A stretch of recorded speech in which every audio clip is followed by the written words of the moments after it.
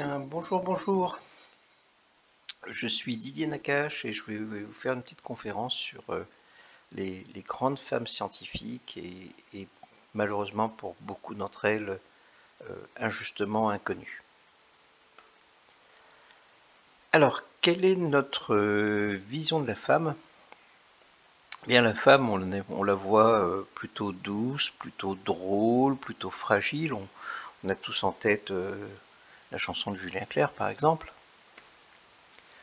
On la voit aussi belle, princesse. Et on a comme ça tout un tas de clichés à portée de main. Vous pouvez choisir parmi la liste que vous avez là. Mais ce qu'on voit jamais, ou si peu, c'est les femmes scientifiques, les femmes intelligentes. Et où sont donc ces femmes-là? Alors, je vous avoue que quand j'ai voulu chercher un peu et préparer cette conférence et chercher les grandes femmes scientifiques, bah, ma foi, j'ai eu le sentiment de chercher un peu l'Arlésienne. Alors j'ai vite compris que la piste du Dahu était pas la bonne, mais la piste de la femme scientifique et la femme brillante, bah, elle était dure à trouver, quoi. Alors j'ai mis une petite annonce.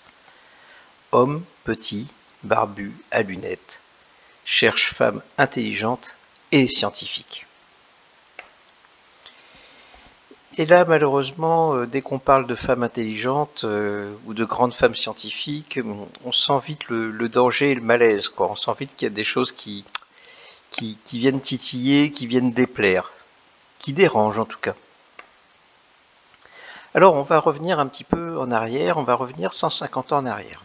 150 ans en arrière, on a le plus grand expert mondial du cerveau, qui est un homme, qui s'appelle Paul Broca, qui est un Français. Et Paul Broca a développé une théorie et il a écrit ceci. Il ne faut pas perdre de vue que la femme est en moyenne un peu moins intelligente que l'homme.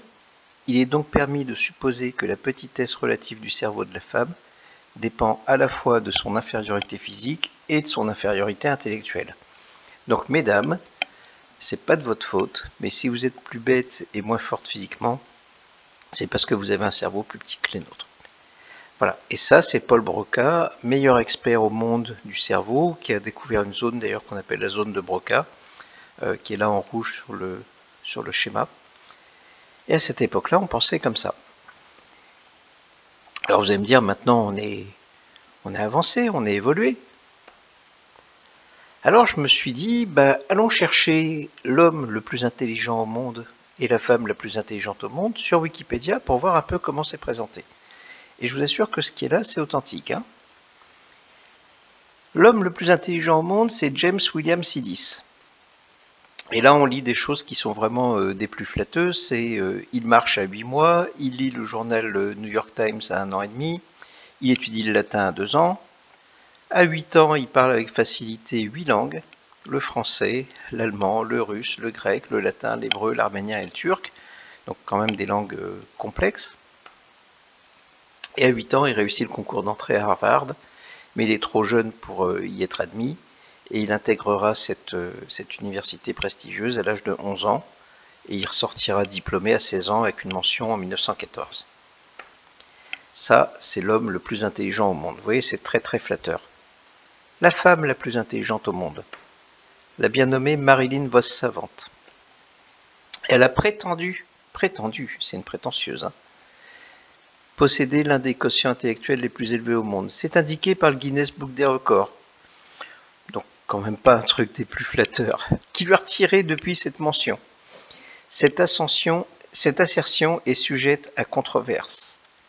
D'après les indications qu'elle apporte, donc d'après elle seulement, à l'âge de 10 ans, elle aurait passé les tests de Stanford Binet et obtenu un score important. Autrement dit, autant l'homme intelligent, il a fait ceci, il a fait cela, il parle des langues, c'est un grand universitaire, il réussit tous les concours, etc. Autant la femme intelligente, c'est juste une prétentieuse, quoi. On voit bien que ça dérange même encore aujourd'hui en 2020. Alors pourtant, ça fait longtemps que les chercheurs travaillent sur une question qui est: le cerveau a-t-il un sexe? Y a-t-il une différence entre un cerveau masculin et féminin? On connaît depuis longtemps la réponse, c'est qu'il n'y a pas de différence entre un cerveau masculin et féminin, à part quelques zones qui sont, vous l'aurez compris, liées aux hormones, mais sinon il n'y a pas de différence dans tout ce qui est lié à l'intelligence. Et l'intelligence au féminin, c'est quelque chose qui est très particulier, c'est que les femmes assument très peu leur intelligence et sont souvent dans des stratégies d'adaptation. Par exemple, j'imagine mal une femme rentrer d'une consultation chez un psychologue et dire à son mari, coucou chérie, voilà, j'ai enfin l'explication de tout mon mal-être et de tous mes malaises personnels, c'est que finalement l'explication à ça, c'est que je suis super intelligente et beaucoup plus intelligente que toi. Dans le couple, ça créerait un malaise. Hein. Et les femmes sont bien souvent dans l'adaptation, à chercher un petit peu à masquer ou à dissimuler leur intelligence, à chercher à passer plus inaperçus que les hommes. Il y a un autre phénomène qui est le syndrome de l'imposteur. Donc le syndrome de l'imposteur, c'est lorsqu'une femme, ou un homme d'ailleurs, réussit les tests d'entrée dans une société comme Mensa, donc qui est pour les personnes avec un QI supérieur à 130, eh bien, il y a des gens qui vont dire en toute bonne foi, écoutez, bon, ok, c'est vrai, j'ai réussi les tests, mais vous êtes super intelligent, mais pas moi. C'est une forme de déni, et les femmes sont beaucoup dans le syndrome de l'imposteur. Enfin, il y a une expérience qui est intéressante, qui est l'intelligence d'un groupe. Alors ça, c'est très rigolo, c'est que, figurez-vous qu'on sait depuis longtemps mesurer l'intelligence d'un individu à travers toutes sortes de tests, et des chercheurs se sont posé la question de savoir si on pouvait mesurer l'intelligence collective, c'est-à-dire l'intelligence d'un groupe. Et on est arrivé, on a mis au point des tests qui permettent de mesurer l'intelligence d'un groupe. Et après, on s'est dit, quel est le critère qui fait que un groupe va être plus intelligent que l'autre? Est-ce que c'est celui qui a le QI le plus gros qui va tirer tout le monde à lui? Est-ce que c'est le QI moyen du groupe qui va l'emporter? Est-ce que c'est un autre critère? Eh bien, il y a eu plusieurs critères, dont 3 qui arrivent à peu près à égalité, mais en tête. Et un des 3 critères, c'est le nombre de femmes. Et plus un groupe est féminin, et surtout s'il est animé par une femme, plus le groupe sera collectivement plus intelligent. Alors toujours dans ma quête de femmes scientifiques, brillantes, je me suis dit, regardons les prix Nobel. Eh ben voilà, hein, 95% de femmes, des prix Nobel sont attribués à des hommes et 5% à des femmes. Depuis 1901, il y a eu seulement 51 femmes distinguées. Alors, on va corriger puisqu'en 2020, là, on a eu un petit ajout avec deux scientifiques qui ont été juste titre distingués.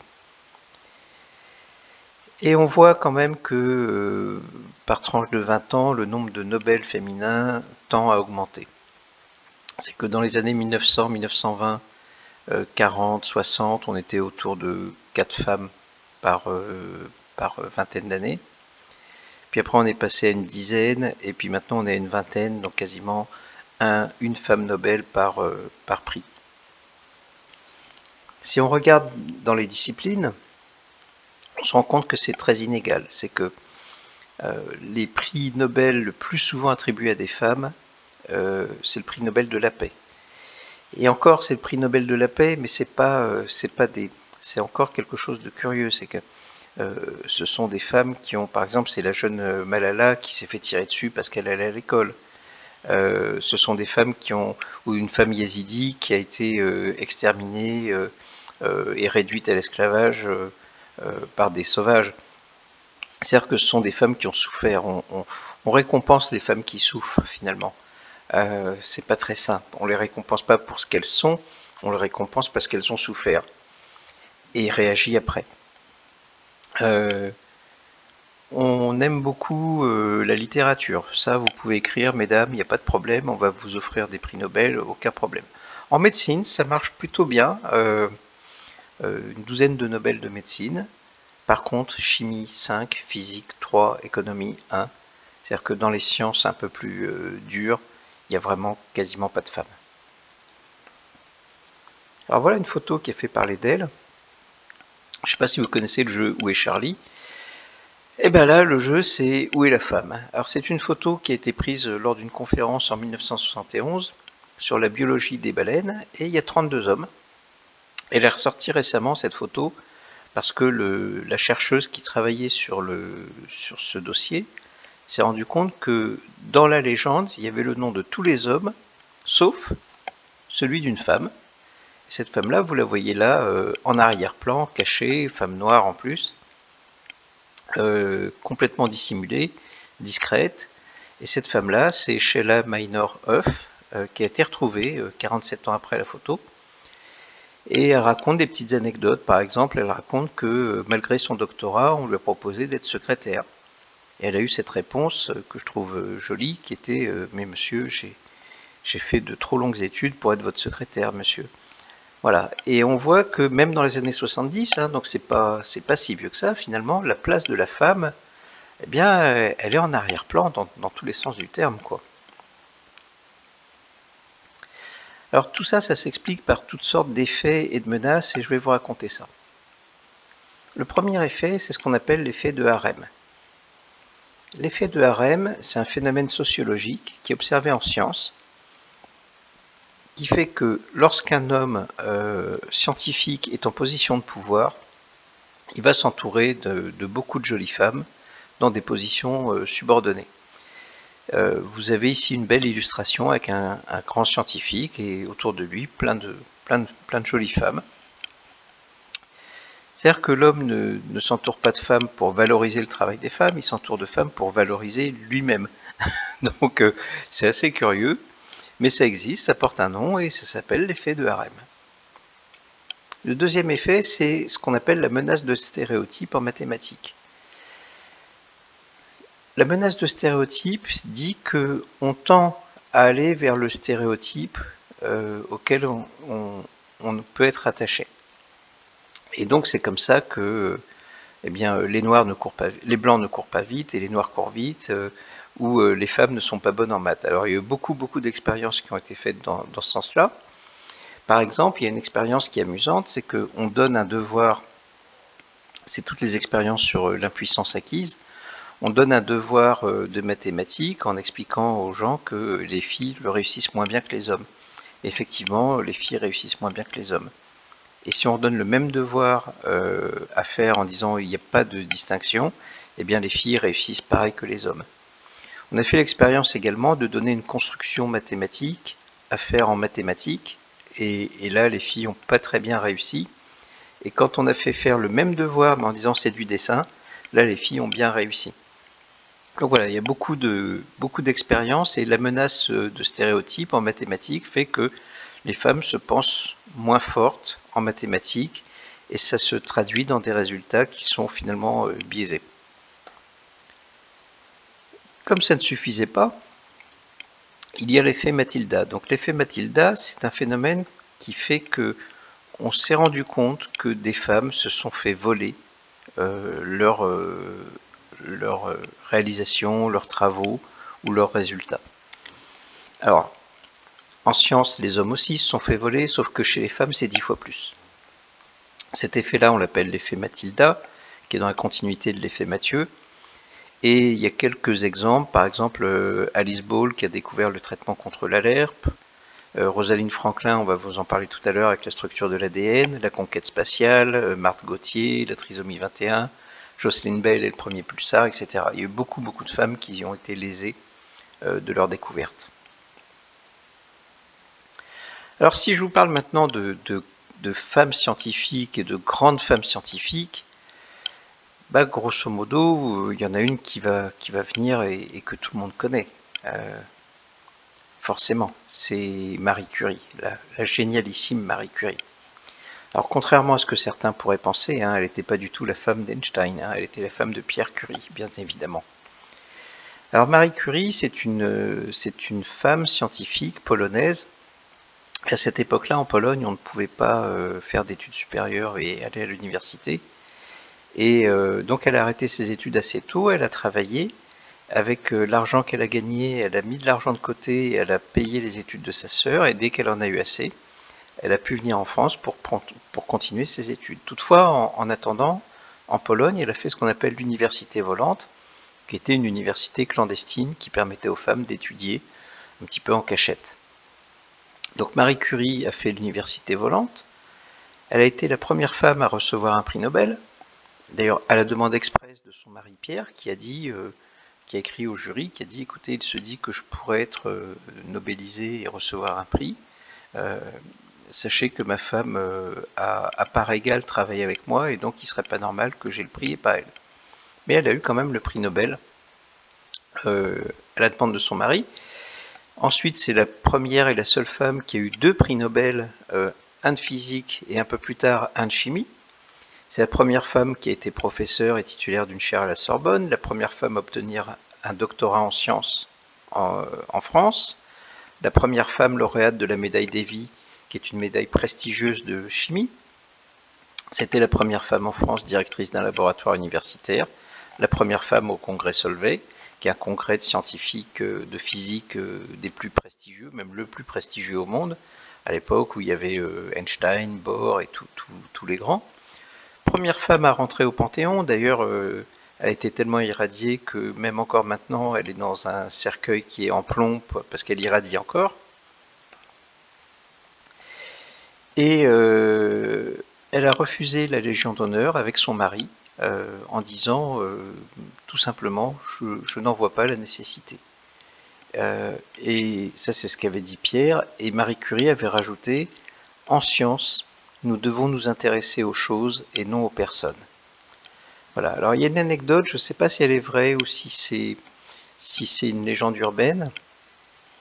Je n'ai pas trouvé de confirmation, par contre je l'ai beaucoup lu, qui veut qu'un jour un journaliste demande à Marie Curie qu'est-ce que ça vous fait d'avoir épousé un génie, et Marie Curie aurait eu cette réponse géniale en disant je ne sais pas, allez donc poser la question à mon mari. Voilà. Toujours est-il que en 1906, à la suite du décès de son mari, elle reprend ses cours, décès accidentel, elle reprend ses cours à la Sorbonne, et son premier cours est juste triomphal, les gens l'applaudissent, lui jettent des fleurs, enfin c'était vraiment une grande dame très respectée, très réputée en tout cas. Personne ne l'a tutoyée, encore moins l'appelait par son prénom, c'était Madame Curie. D'ailleurs, Madame Curie, en 1916, elle avait déjà le permis de conduire, et parmi les rares femmes à conduire. Et pourtant, en 1910, donc quelques années après le décès de son mari, elle a une aventure avec un autre scientifique, Paul Langevin, qui lui aura valu vraiment un scandale, à tel point que il a été question de ne pas lui remettre son 2e prix Nobel, celui de chimie. Et elle a reçu un courrier très, très sympathique de soutien d'Albert Einstein, mais même en France, ça fait un énorme scandale et les gens se sont mis à la juger, à la méjuger. Et même le ministre de l'Éducation nationale a dit mais que cette Polonaise retourne chez elle, on n'en veut pas, elle fait des choses qui sont pas correctes, etc. Et elle s'est fait incendier, quoi. Il y a une anecdote que je trouve amusante qui situe bien les choses, c'est le premier cours inaugural donc de Marie Curie. Et il y a un journaliste qui assistait à ce cours et qui a fait un article dans un journal qui s'appelle Le Journal, le lendemain, le 6 novembre 1906. Et voilà ce qui est écrit mot pour mot. C'est une grande victoire féministe que nous célébrons en ce jour. Car si la femme est admise à donner l'enseignement supérieur aux étudiants des deux sexes, où sera désormais la prétendue supériorité de l'homme mâle? En vérité, je vous le dis, et là la phrase est terrible, le temps est proche où les femmes deviendront des êtres humains. Ça a été écrit comme ça, en 1906. Alors Marie Curie a également mis au point pendant la guerre des voitures qui étaient équipées d'appareils pour faire des radios, pour soigner sur les champs de guerre. On est en guerre 14-18 bien sûr. Et elle-même a conduit ces petites voitures et a installé des postes fixes de radio dans des hôpitaux de campagne. On considère que grâce à ça, il y a eu plus d'1 million de blessés qui ont été secourus et 1 millier qui l'ont été par Marie Curie elle-même. Donc c'était vraiment une femme tout à fait prodigieuse. Mais à part Marie Curie, vous connaissez qui? Et là, ça dérange, hein? À part Marie Curie, on ne connaît pas grand monde, en tout cas le grand public ne connaît pas grand monde. Par exemple en informatique, vous croyez que l'informatique est une discipline masculine? Moi je suis prof d'informatique, j'ai 99% d'hommes dans mes cours. Pas du tout. Je vais vous parler de Ada Lovelace. Très jolie femme. Vous voyez, on voit les femmes jolies. Hein. Ada Lovelace, de son nom complet Augusta Ada King, comtesse de Lovelace, née Ada Byron, est une pionnière de l'informatique. En réalité, c'est la fille de Byron, mais Byron, l'auteur, ne l'a jamais connue. Elle est connue parce que c'est elle est considérée comme étant la première femme, ou la première personne d'ailleurs, à avoir fait un programme informatique sur la machine qui était l'ancêtre de l'ordinateur contemporain, qui était la machine de Babbage. Et donc le premier programme informatique, on le doit à Ada Lovelace. D'ailleurs son prénom, Ada, a été donné à un langage informatique en hommage à cette personne, bien sûr.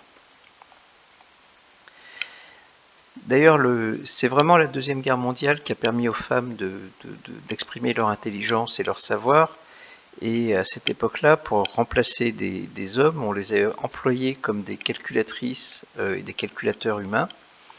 Et on a inventé le terme de kilogirl. Donc un kilogirl, c'est 1000 heures de calcul fait par une femme, bien sûr.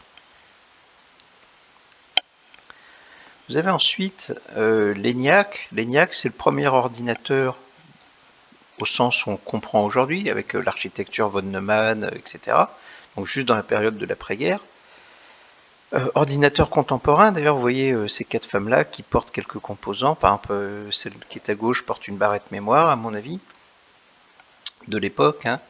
Eh bien, sachez que le premier ordinateur, si toute la partie matérielle, architecture, etc. a été conçue par des hommes, toute la partie software, programmation, système d'exploitation, langage, a été développée par des femmes, et en particulier 6 femmes. Là, il n'y en a que 4 sur la photo. Et il y a une anecdote avec une d'elles qui est Betty Snyder. Lors de son premier jour de cours à l'université de Pennsylvanie, son professeur de maths lui a demandé tout simplement si elle ne serait pas mieux à la maison pour élever des enfants. Voilà, elle a bien fait de ne pas écouter, évidemment. Alors sachez que les femmes, on leur doit pour beaucoup la conquête spatiale, pour leurs calculs, mais également pour un tas de choses. Et sans elles, et sans quelques-unes d'entre elles en particulier, Neil Armstrong et Buzz Aldrin n'auraient sans doute jamais pu marcher sur la Lune, et il aurait fallu 47 ans pour que le gouvernement des États-Unis puisse le reconnaître et les récompenser. Et encore, c'est après la sortie d'un film qui les a mis en évidence, sinon elles seraient peut-être passées à l'oubli. Alors voilà quelques-unes de ces personnalités. Une que j'aime bien, c'est Sue Finley. Sue Finley se fait embaucher par le Jet Propulsion Laboratory dans les années 50 et se retrouve dans un service qui est 100% féminin. Alors, il y avait 2 raisons à ça. D'abord, les femmes étaient moins payées. Et la deuxième raison, c'était que la propriétaire de cette entreprise était une femme. Elle pensait simplement que des hommes ne pouvaient pas obéir à une femme et donc elle n'embauchait que des femmes. Et ils ont fait des calculs sur les carburants et le développement des antennes pour relier les astronautes à la Terre. En 2019, Sue Finley travaillait encore à la NASA à l'âge de 82 ans, après 58 ans de salariat. Parmi les personnalités connues, il y a également Margaret Hamilton. Margaret Hamilton, c'est cette jeune femme que vous voyez là. À gauche, c'est le programme. C'est vraiment à elle qu'on doit le fait d'avoir pu poser le pied sur la Lune. Et là, on la voit sur des photos d'époque. Alors, il y a plusieurs choses avec Margaret Hamilton. Le premier, c'est un incident avec sa fille Lorraine. Margaret Hamilton travaillait sur des simulations de transfert de données et de crash et de gestion de l'atterrissage. Et un jour, sa fille Lorraine était avec elle. Margaret Hamilton est ce qu'on appelle une fille-mère. Je trouve pas ce mot-là très joli, mais c'est ça. Et de temps en temps, elle emmenait sa fille au travail pour pouvoir la garder. Et un jour, sa fille a déclenché de manière accidentelle une simulation de crash. Et ça a fait beaucoup parler. On a dit, mais vous êtes inconsciente de faire venir une petite fille, vous vous rendez pas compte, etc. Enfin, ça s'est très très mal passé. Et, et Margaret Hamilton, très pragmatique, a dit, oui, mais finalement, ok, c'est accidentel, mais c'est pratique, parce que si la situation se produit, et ben, au moins on n'aura pas de crash. Et on lui a dit à l'époque, écoutez, non, nos astronautes sont bien trop bien formés pour faire ce genre d'erreur, ça ne se passera jamais. Et ben, heureusement que la fille de Margaret Hamilton a fait cette simulation, parce que c'est exactement ce qui s'est passé pour la mission Apollo 8. Voilà. Lorsque la mission Apollo 11, donc celle où l'homme a mis le pied sur la Lune, est arrivée, c'est encore elle qui était sur le module de supervision. Et quelques minutes, vraiment 3 minutes avant que le module n'atteigne la surface de la Lune, il y a des alarmes informatiques qui se déclenchent de partout parce que le volume de données est trop gros. Et là, on est en situation de catastrophe, il y a eu une panne aussi. Et l'ordinateur était complètement saturé, et grâce au programme qu'elle avait mis au point, elle avait mis au point un système de priorisation des alertes et des alarmes, et c'est grâce à son programme informatique que la navette a pu se poser sur la station, sur la Lune. Et après, il suffit juste d'ouvrir la porte et de dire la phrase célèbre, c'est un grand pas pour l'homme, un petit pas pour l'homme et un grand pas pour l'humanité. Voilà, donc elle a été récompensée d'une médaille prestigieuse, vous la voyez ici, 50 ans après, récompensée par le président Barack Obama. Katherine Johnson, c'est une de mes préférées. C'est une mathématicienne brillantissime, malheureusement disparue en 2020. Katherine Johnson, qui donc décédée à 101 ans, est une femme extraordinaire. En 1939, elle est en Virginie, donc dans le sud des États-Unis, le sud raciste et ségrégationniste. Elle fait partie des 3 étudiants afro-américains qui portent plainte contre l'État pour demander l'autorisation d'étudier à l'université. Et elle a gagné. Ça a été la seule femme, les 2 autres étaient des hommes, donc imaginez que à cette époque-là, elle va dans l'université, c'est la seule femme noire de toute l'université, et tout le monde la regarde évidemment de bien mauvaise manière. Voilà, toujours est-il que cette femme-là a fait des choses extraordinaires, elle a travaillé, elle a étudié, elle était d'une fiabilité extraordinaire, puisque lorsqu'il y avait un désaccord entre des calculs humains et des calculs faits par ordinateur, on demandait à Katherine Johnson son avis, et c'est son avis qui prévalait. Elle a fait des calculs sur les trajectoires, c'est grâce à elle qu'on sait calculer la trajectoire idéale pour le lancement des navettes, etc. Et on lui doit énormément de choses, c'est une femme fabuleuse. Elle n'a jamais eu le doctorat, elle était juste diplômée en mathématiques à 18 ans. Elle a travaillé sur la mission pour aller sur la planète Mars, et elle a eu son doctorat 75 ans après. 75 ans après le moment où elle pensait qu'elle aurait pu l'avoir. Voilà.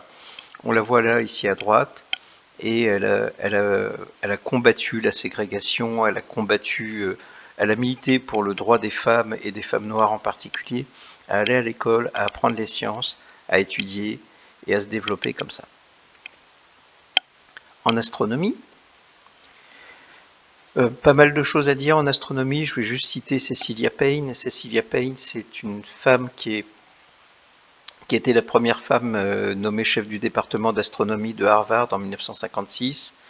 Elle est surtout connue parce que elle a été une des premières à trouver la composition des étoiles à une époque où c'était pas du tout un consensus scientifique. Elle a tenu tête et elle avait raison. En médecine, je vais vous parler de Rosalind Franklin. Rosalind Franklin, c'est une femme qui a fait beaucoup d'études un peu partout dans le monde. Elle a passé entre autres 1 an en France pour apprendre des techniques particulières et elle travaillait sur l'ADN. Et ce que vous voyez là, c'est une photo qui s'appelle la photo 51 à droite, qui est la première photo d'un brin d'ADN qui est due à Rosalind Franklin. C'est cette femme-là qui a fait cette photo. Et grâce à cette photo, on a mis en avant l'hypothèse d'une structure en double hélice de l'ADN. Elle n'était pas tellement aimée, ses collègues l'appelaient la Dark Lady. Alors pour faire cette photo, elle a fait 1 an de calcul. Elle est décédée malheureusement en 1958 et ses collègues, avant son décès, lui ont volé cette photo et ont publié un article mettant en évidence la structure de l'ADN en double hélice. Et les 3 hommes qui lui ont volé tous ses travaux et la photo ont reçu en 1962 le prix Nobel de médecine. Donc c'est James Watson, Francis Crick et Maurice Wilkins. Voilà, à aucun moment, aucun des 3 n'a cru utile de citer Rosalind Franklin. Alors les Nobel après se sont expliqués en disant oui mais on n'a jamais donné de Nobel à quelqu'un qui était décédé. Effectivement elle est décédée en 58, c'était en 62. Mais quoi qu'il en soit, la méthode et le procédé restent des plus douteux et discutables. Enfin, les inclassables. J'ai 3 inclassables. La première, c'est Eddie Lamar. Eddie Lamar, qui était une femme magnifique, on la voit là en photo. C'est une actrice autrichienne. Elle a fait une petite carrière en tant qu'actrice, mais surtout, ce que l'on ne sait pas, c'est que c'est grâce à cette femme-là qu'on doit toute la technologie qui est à l'origine du Wi-Fi, du GPS et du téléphone mobile. C'est-à-dire qu'en plus d'être une très jolie femme qui a percé à Hollywood, Eddie Lamar, c'était également une brillante scientifique à qui on doit énormément de choses, en tout cas dans nos outils du quotidien. Autre inclassable, c'est Temple Grandin. Temple Grandin, c'est une femme qui est née en 1947 à Boston. C'est une autiste Asperger, professeure de zootechnie et de sciences animales. C'est très jeune, elle se passionne pour les animaux, alors qu'elle était diagnostiquée comme étant avec des dommages cérébraux dès l'âge de 2 ans. Elle s'est mise à parler tardivement, vers l'âge de 3 ans et demi. On a longtemps considéré que ça devait être quelqu'un de pas très intelligent et pas très brillant. Et pourtant, elle s'accroche, elle continue, elle se développe. Et elle se développe jusqu'au doctorat. Elle commence à travailler et elle se passionne pour les animaux et le bien-être animal en particulier. Elle a mis son cerveau, notamment en termes d'imagerie, à disposition de la science également. En 1980, elle crée son entreprise qui vise à améliorer les conditions d'élevage des animaux. Et ça a très bien marché, puisqu'en 2012, on a quasiment la moitié des abattoirs de bovins qui sont équipés du matériel qu'elle a conçu. Et son idée est de dire, ok, ces animaux-là sont destinés à la viande, mais il faut tout faire pour développer leur bien-être. Elle a participé à environ 200 articles de recherche. Voilà. Elle s'est beaucoup impliquée, elle milite énormément pour les personnes avec autisme. Et elle a fait, c'est juste rigolo, mais en se basant sur son observation des bovins et son expérience personnelle, elle a inventé une machine à câlin qui est destinée à calmer les personnes hypersensibles. Enfin, Henrietta Lacks. Henrietta Lacks, c'est une jeune femme noire pauvre dans les années 50, sud des États-Unis. Et en fin janvier 1951, elle a une boule dans le ventre et des saignements, et elle va dans un hôpital qui est le seul hôpital de la région qui accueille les patients noirs. Et à ce moment-là, elle n'avait pas vraiment de... Les médecins sont surpris parce que à ce moment-là, elle n'a pas vraiment de problème particulier. Elle a un enfant, elle accouche de son 5e enfant. Et elle retourne à l'hôpital un peu plus tard, quelques semaines après, et elle y meurt très très rapidement. Et on se rend compte que par l'autopsie, qu'elle avait des métastases dans tout le corps. Son mari a refusé l'autorisation de prélèvement, et ça posait un problème, c'est aux médecins qui se sont dit mais comment cette femme-là qu'on a vue, qui n'avait rien il y a quelques mois, se retrouve avec des métastases de partout. Comment est-ce qu'on peut avoir un cancer qui se développe à cette vitesse-là ? Il faut savoir qu'à l'époque, on n'arrivait pas à reproduire des cellules vivantes entre elles. Le chirurgien, contre l'avis de son mari, prélève des échantillons de sa tumeur, il les dépose dans une boîte de pétri, il les reproduit, et effectivement, ça marche, alors qu'à l'époque, on ne savait pas faire tenir des cellules vivantes pendant plus de 24 heures.